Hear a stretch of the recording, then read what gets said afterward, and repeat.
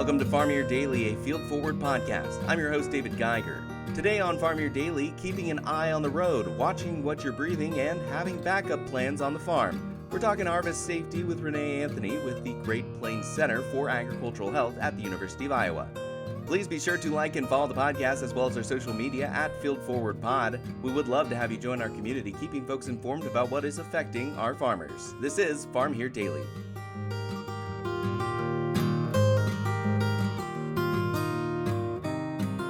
And joining me on Farm Here Daily, we have Renée Anthony with the Great Plains Center for Agricultural Health at the University of Iowa. Renée, thank you so much for joining me. And we're going to be talking about harvest safety, harvest health to be aware of as folks are rolling along. I think we're about 15% done with a bunch of the crops out there across the state of Iowa. But I do want to start off with just talking about the Great Plains Center and what is it? Can you introduce it and talk about some of its goals and priorities before we jump into some of the big safety issues going on this season? Sure, great. Thanks for bringing me back again, David. I am directing one of 12 Ag Health and Safety Centers that is funded by the National Institute for Occupational Safety and Health, NIOSH, which is a subset of the CDC. And we have been around since 1994, I think, was the first funding for a center. The first center that was funded is in Iowa. So we have a long history to live up to. Our mission is to protect the health and safety of our farmers and farm workers, not just in Iowa, but all the states that we serve. So every state that touches Iowa.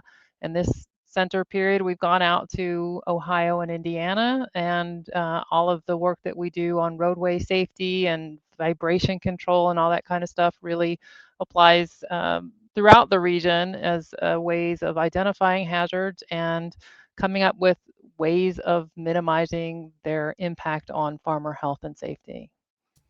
Let's start off there. I have visited one of your guys' locations over in North Liberty, a little north of Iowa City, and that involved doing some driving testing and studies. And so as we approach harvest, as most folks are in harvest, what are some of the driving safety hopes and tips you have for folks out there working long hours? Yeah, this time of year, we know that our farmers that are dealing with a lot of row crops are spending a lot of time in their fields and then crossing on roadways. And it's a time of year that we have a lot of interactions between regular vehicles and farm vehicles. And it's a time of year that we remind not just farmers to be safe and careful, but also people that are living around them. So we do ask farmers, before you get into your vehicle at the start of the day, check your signs. If you've got a slow moving vehicle sign, just dust it off. Make sure that it's seen, especially as days are getting shorter. The sun is coming up later and going down earlier. You really want to be seen when you're out there on the roadways and other vehicles are working around you. I also remind people that are in agricultural communities to, whenever you are following behind a farm vehicle or a tractor that's pulling an implement, anytime you see a roadway peeling off to the left ahead of you, always think that a farm vehicle is going to turn, because they may not be looking behind and they may do that left turn, and the farm vehicle is going to interact. We see most of the time it's the other cars that get affected, but those left-hand turns into a roadway or some sort of property or farmstead, just make sure that you're not on the left side of a tractor when it's turning left. So we do see a lot of that this time of year. I think it is important to mention, and you think this would be kind of 50-50 split when it comes to roadway accidents, but it is actually mostly non-farmer caused roadway incidents, I believe, is what we've talked about. And that's because they're not used to, for the most part, interacting or driving around combines, like combines or tractors are more used to driving around other vehicles. So as you approach that topic, what are ways you can be abundantly cautious in terms of you mentioned lights and being visible? Are there ways to do more mirrors help out more? Do you have more opportunities to have better signs or better lights on your vehicle? Yeah, there is the ASABE generates standards for farm implements, and they have some guidelines on how to put retro-reflective stickers on the back of your not just vehicle, but on implements that you're pulling behind you. So there's some red and some yellow stickers that really help drivers around you really understand how big your equipment is so that if they go to pass you, they really know where the edge of the equipment is, especially at dawn and dusk. That becomes hugely important. Also, bigger, newer vehicles will have turn signals. Every farmer doesn't always use them, so we encourage everybody to use a turn signal when they have them. But remember, these are big implements, and you're a very small car that's around them. So just unless you see somebody's eyes acknowledging you, right, just assume that you are not seen. We do recommend people, we get frustrated when we have to get behind a slow-moving vehicle, but you're going to be 5 minutes later if you just be patient and wait for the farm vehicle to do what it needs to do. Being 5 minutes later than you had anticipated is much better than having to deal with a wrecker truck to come and get you out of a crushed car. So patience is a virtue. Remember, these farmers are doing their job and trying to get work done. So let's give them a little bit of room and remember that we're on this road together. So it doesn't last forever, harvest season. So just give it a little bit of time, hang back, and find some good tunes on the radio while you're waiting. Absolutely, that is a great perspective. Be a little patient this harvest season. As we also deal with non-road issues, harvest is also a dangerous time. There are possibilities of fires. There are possibilities of just steep slope accidents. What are some of the work you guys do at the Great Plains Center for Agricultural Health to show a little bit more research on best ways to prevent that and best ways to work with those risks?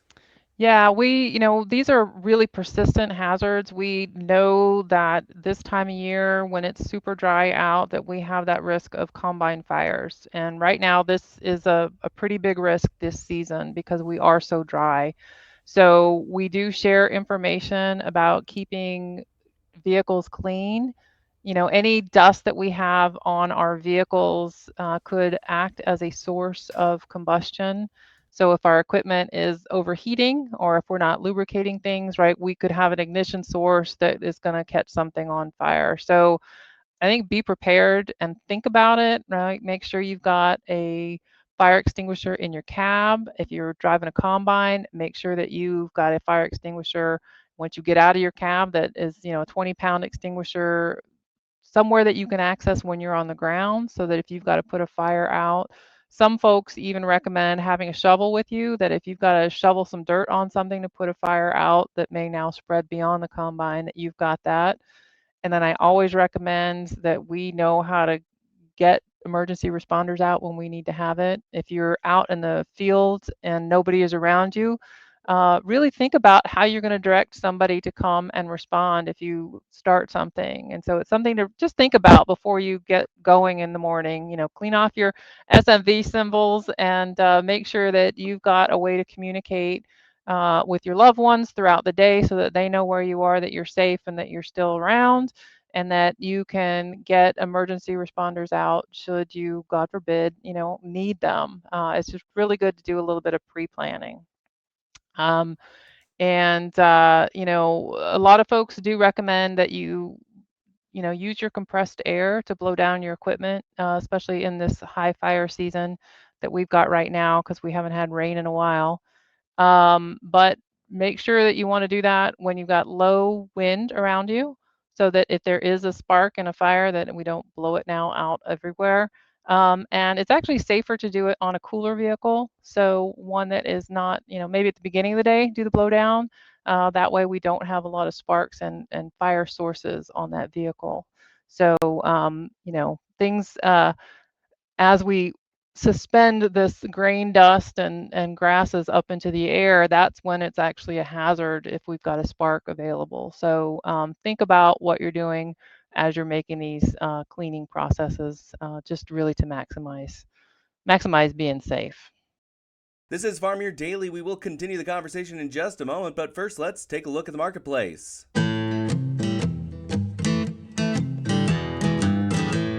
And there was red across the board at the Tuesday market close. December corn down 6 cents, 4.15 March, a decrease of 6.5 cents at 4.32. Soybeans in November 8.75 weaker at 10.01 with January 9.5 down at 10.20 Soybean meal in October $2.40 a ton, in the red $265.70. October soybean oil a quarter penny down, 48.87 a pound.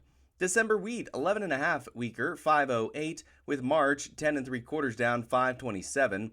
Hard red winter wheat in December 10.5 cents lower at 4.97 with March a decrease of 10.25 at 5.18 In the livestock market close for Tuesday, some green there. October live cattle up 52 cents, a hundredweight 231.85. December rising 95 cents at 234.77.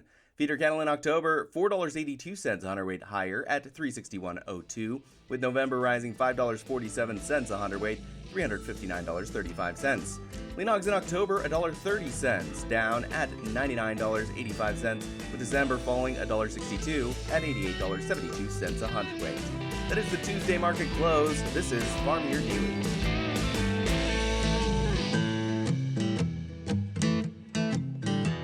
Renee, I want to return to that point you brought up of letting folks know what you're up to, because that can sometimes be very key for folks, especially in driving, not just being alone in a field, because you might have a truck driver with you that'll catch you every few minutes.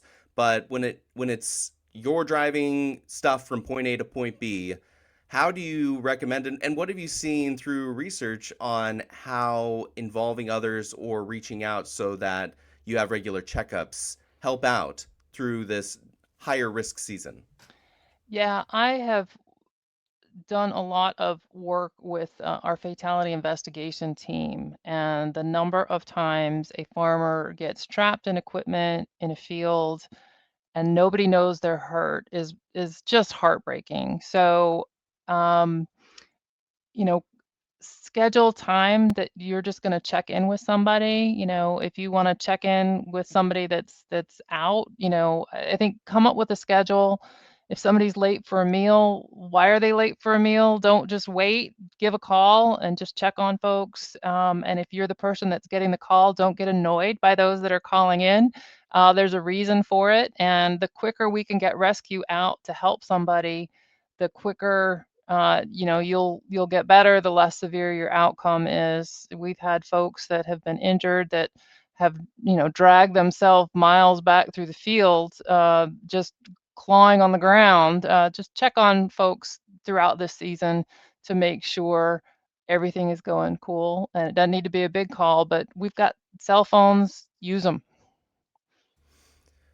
Let's talk about stress as well, because this is a very stressful time. Prices and margins are not super great on top of having a limited amount of time to make sure your harvest gets in the bins. What are some of the ways and some of the research you guys are working with to help farmers or to make farmers more aware of their stress and their stress mitigation measures? Yeah, that's not an area that is my main wheelhouse. I do have great collaborators out at ISU, David Brown and team, and folks at iCache are really spending a lot of time looking at keeping our mind healthy. So there are some resources around the area, but really it's having the conversation with folks. And I know that, we like to keep things that we don't want to share everything about ourselves. And we certainly, are hesitant to talk about finances, but everybody's in the same boat this year.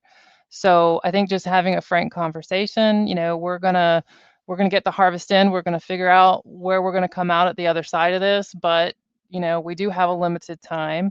So eat well, sleep, and communicate with those around you. We've got some great podcasts that we've put together with folks that are really helpful in people sharing how they've just had these communications. And so talk with folks in your family, your extended family, and just make sure that you have a way to diffuse, get things off your chest, get reorganized, reconstituted, and then get back to the job that you want to do. So give yourself some slack, but I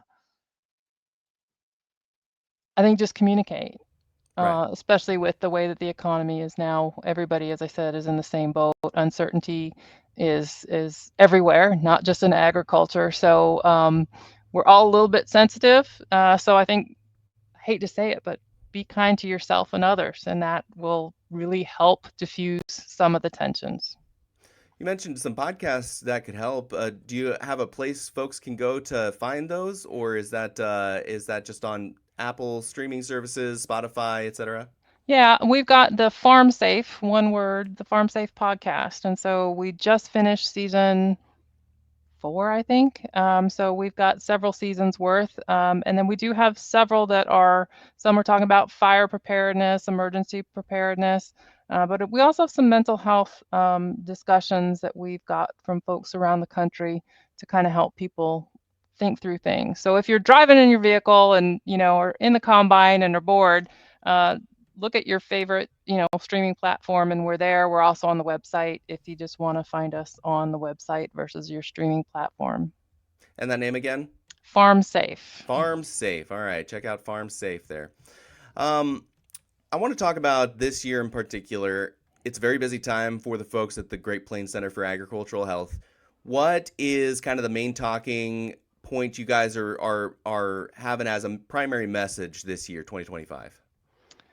Um, Primary message. We have so many messages going out because we're looking at so many things. It's really um, do what you can based on best practices that are out there. And so our center is really trying to compile information to train not just farmers, but people that serve farmers on what are the hazards on the farm and what are some really easy ways of preventing those hazards from causing an injury or illness. Could we Um, get an example of some of those that you guys are trying to talk about? Maybe something folks may not realize is as dangerous as it is when you look at it from a 10,000-foot view and see the data across all farms. yeah, I think with this season, one of the things that I don't think we've had enough conversations about is this issue of dust. We've talked about it with respect to fire, but also because we do have some areas in Iowa and around us are dealing with this issue of rust. I think it behooves us to talk about that what may be on dust is perhaps more than just plant material. We could have um, mold and fungus that are also growing on our crops. And when we have grain dust that has that on it, the dust can actually cause us permanent health outcomes that are associated with it. I'm sure folks have heard about farmer's lung. Folks on the medical side will call it hypersensitivity pneumonitis. But it's a chronic condition. And if you're breathing in high concentrations of dust that have this fungus and mold on it, then you'll develop, not at the time of exposure, but 24 hours later, this flu-like symptom. And that's a sign that, it may not be the flu that's going around. It may be this response to the bacteria and mold and fungus that are on your crops. And what happens over multiple seasons of being exposed to this is you can develop a chronic problem with your respiratory system, and you can no longer work in those environments around your grain.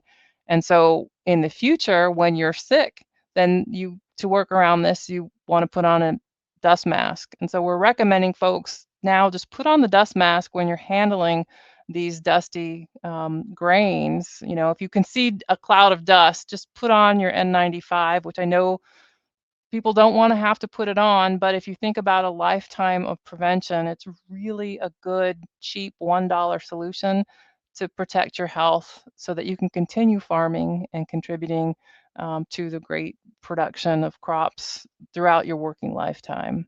So those are the kinds of things that we've got industrial hygienists and medical professionals really working together to say, yeah, we could do all this monitoring and figure out what it is, but the simple fact of putting a mask on to yourself when you may have some contaminated stuff in your grain really could save a lot of discomfort and heartache down the road.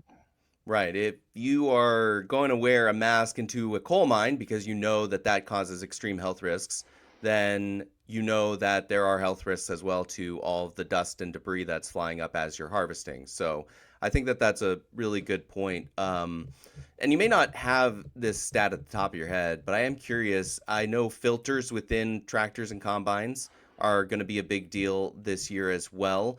And I've been hearing from agronomists recommending to make sure to change that. I, for one, am horrible at changing my car's filter.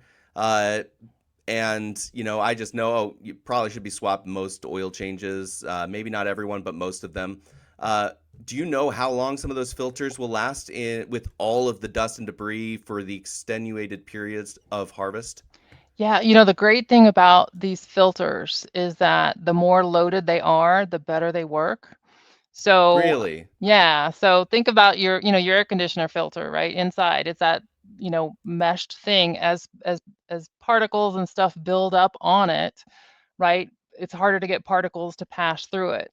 It also becomes harder for the air to move through it, and Yeah. that comes at an economic cost that we have to pay more money to pull air through it. So if we think about an air filter, on a vehicle, I'm going to use the one that I had on through the summer, but if I'm starting to not get air moving into my vehicle, it's time to at least bang off the gunk on it and put it back in.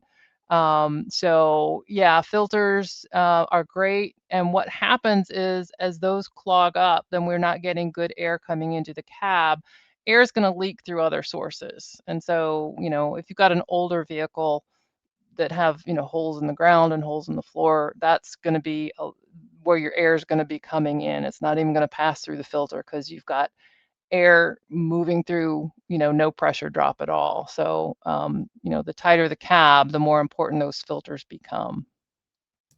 Good to know. That's very interesting Yeah. to hear, and not really what I was expecting. So that's fantastic. Yeah, Uh, if we were filtering for gases and other things, those will be a problem as they get more loaded because it won't collect anything and it'll just pass through. But filters and particles kind of work a little bit backwards from what people think about. But when you think about it, oh yeah, as that mat gets really thick, more stuff can't get through. But at some point, air has a problem getting through if it gets too thick, and you can just literally knock it off and put it back into place. Before I let you go, Renee, I do want to talk about the Great Plains Center for Agricultural Health at the University of Iowa. I know you all have resources available for farmers that may need them. How would folks find that? How would they see it? And how would they know that they should even go look for that information?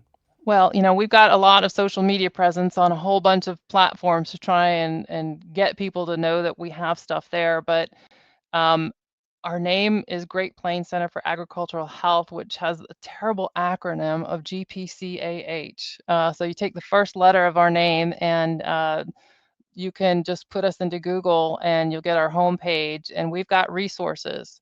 So if you go to resources, and we got it by topic, we've got multimedia, we got all kinds of stuff that our farmers are finding us there. We've got healthcare providers. We've got training programs for them on site. Farmers are welcome to sit through that. We've got Ag Health 101.